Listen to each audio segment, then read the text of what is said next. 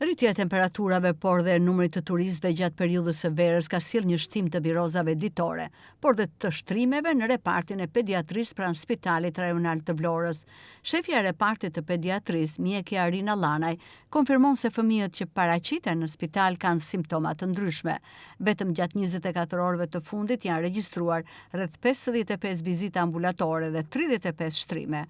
Atëherë, javën e fundit në repartin tonë, numri vizitave dhe shtrime ka ardhur duke u rritur. Kjo stin ofron një fluks të madh në repartin tonë për shkak të ngarkesës së qytetit, me prezencën e turizmit, me prezencën e emigrantëve të ardhur dhe të qytetarëve të tjerë. Temperaturat e larta ofrojnë çrregullime kryesisht që dominojnë në këtë stin, çrregullime gastrointestinale të shoqëruara me të vjella, bark, temperaturë. Një pjesë e fëmijëve vizitohen, marrin mjekim ambulator dhe ndiqen nga mjeku i familjes.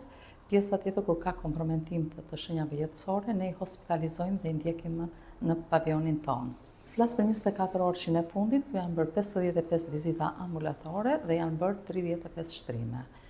Përveç çrregullime gastrointestinale, ka dhe fëmijë me çrregullime të aparatit respirator, me laringite, me bronkite, me trakeobronkite.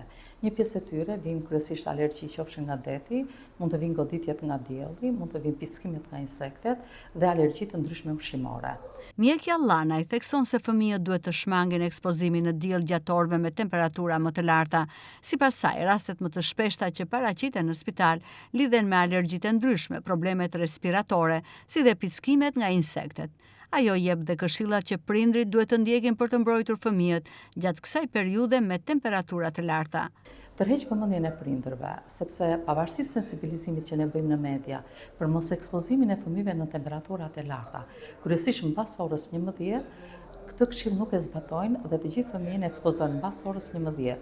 Rrezet e diellit janë të dëmshme, qoftë për goditjen nga dielli, që mund të reflektohet me dhimbje të forta koke, me edem të syve, me të vjella dhe me humbje ekuilibri.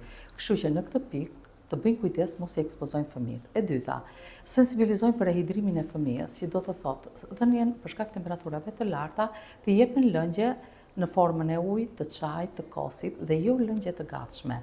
Ushqime sa më të lehta, qofshin këto ushqime me zarzavate, ushqime proteinike, që fëmija të marrë edhe kalorazhin e duhur ditor.